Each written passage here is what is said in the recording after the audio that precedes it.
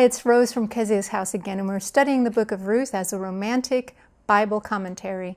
Today I want to continue on Ruth chapter 1, and I want to just touch and remind a couple of things that I talked about before. First of all, that Elimelech took his family to Moab, and we already discussed the problem with doing that, but we want to be able to apply that in another fashion as well.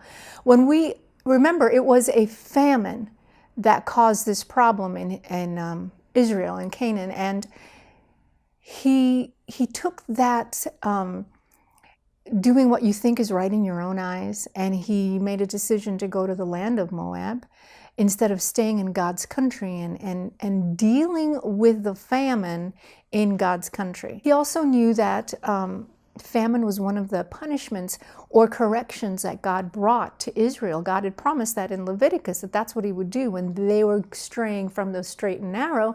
And instead of staying in that famine, he went to Moab. Well, it's applicable when we're talking about extended singleness and relationships, because sometimes, we get a little bit tired of being single, and we get a little bit desperate, and we get a little bit about, this is not good. Let me just stop being a Christian young woman. Let me stop living according to biblical principles and just test the waters out in Moab, and, a different way of courting, a different way of dating, maybe dating a man who is not a Christian, because I can't find any Christian men. There aren't any good ones, or there aren't any ones that like me.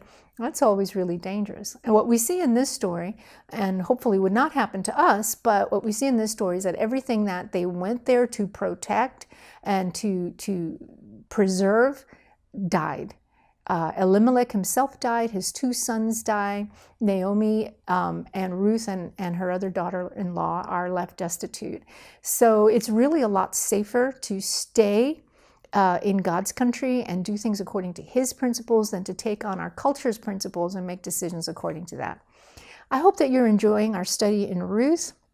If you want to buy the book of Ruth, Romantic Bible Commentary, you can do so at Amazon.com or at my website. And I'd really like to know what you're thinking as you're studying the book of Ruth and looking at it as a document that helps us understand romance.